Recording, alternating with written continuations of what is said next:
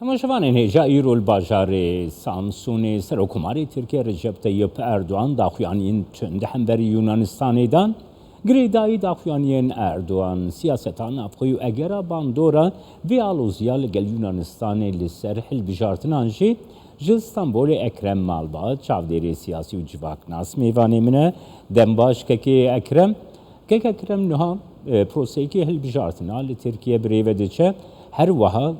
gotinên gelekî tund daxuyaniyên gelekî tund hem berê Yunanistanê gelo tu têkiliya van her du mijaran bi hevû dûre heye destpêkê de?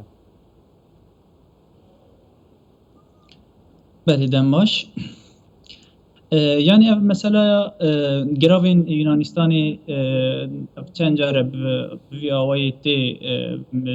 tê axaftin ji aliyê Tirkiyê ve. Fakat vê carê daha bi xwertir û gurtir hat axaftin wek Serokkomar Erdoğan jî îro anî ziman. Eva jî tabî ji me re zaf sürprizekî mezin nîne lewra edî Tirkiye ket pêvajoyekî hilbijartinê û hinekî rakêşî lazim e ji bo siyaseta Tirkiyeyê ji bo ku ew kîtle bê mobilize kirin. Çima em bêjin van mesela girevê Yunanistanê lewra berî de çend cara ji bo rakêşiya ev atmosfera siyasî mesela Kırda bir gelenperî de hat karanîn, mesela Rojava da hat karanîn, carna belaxwe de başûr didan. Fakat diyar e ku vî carê sedemekî mestir ji wan re lazim e, an jî gengeşiyekî mestir ji wan re lazim e, problemekî mestir lazim e ku vî carê bi awayekî tund ketin mesela giravên Yunanistanê û ev bi awayekî eşkere bi devê Serokkomar hat gotin ev merheleyekî nû ye bi rastî ev jî dide nîşan ku vî carê herhalde planekî hatiye çêkirin. Kekê Ekrem niha Yunanistan welatekî endamê Yekîtiya Ewropa û Yekîtiya Ewropa gelek caran jî piştgiriya xwe bo Yunanistanê di rewşa aloz li gel Tirkiyeyê nîşan daye. Gelo ev aloziya nû germbûna vê rewşê pêwendiyên Tirkiye li gel Yekîtiya Ewropa jî zêdetir aloztir nake. Dîtina te çi ye?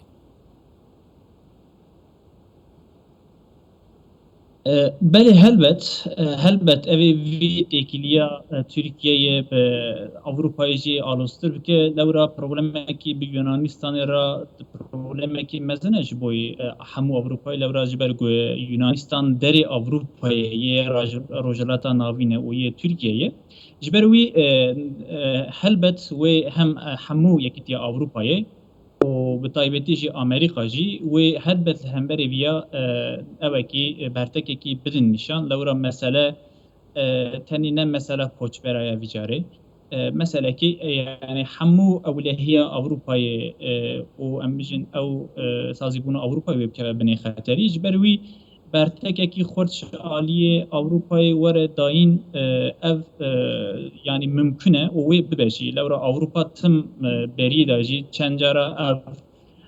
krizên aborî jî derketin dîsa li Yunanistanê xwedî hat derketin wan problemî hatin çareserkirin vê carê jî problemekî ji aliyê Tirkiyeyê de bi taybetî problemekî gulqada leşkerî çê bibe helbet wê Ewropa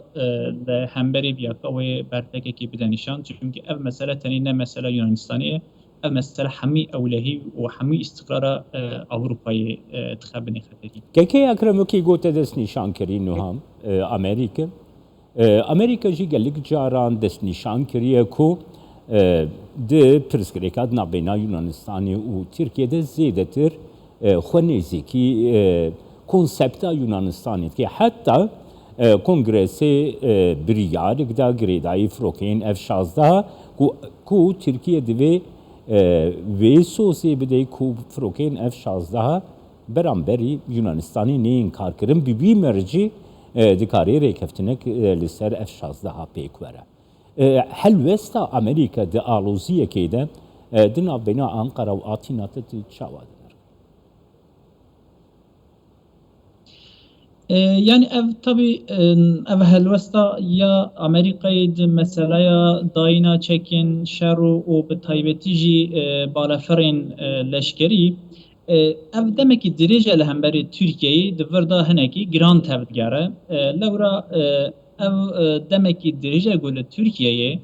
bir istikrarı ki heye o ev bir istikrarı jî yani ev iktidara hacı gelek caran jiboy kontrol bike vi atmosfera siyasi tüm planın şer bikartine tüm vana dike şvarat dike mebest jiber vi teni ne mesela Yunanistan'ı yani ev 10 sale Suriye şerrege heye o Türkiye aktörek ediyor şerde her val Libya'yı heye le Azerbaycan'ı ve Ermenistan'ı çebu yani ev mesela hani tane Yunanistan'ı va gireden yine ev mesela bu Amerika'da dayına çekin leşkeri da o betabeti jibara feren leşkeri da giran tevcere tani ne mesela Yunanistan'ı fakat ev mesela hani Yunanistan'ı jiber gutani ne perskirika velateki tani perskirika geleki velatin Avrupa'yı o her vaha yani krizeki gubleşkeri servan gravin bahra Ege'yi deri اف قريس حلبت وي مازن بلورا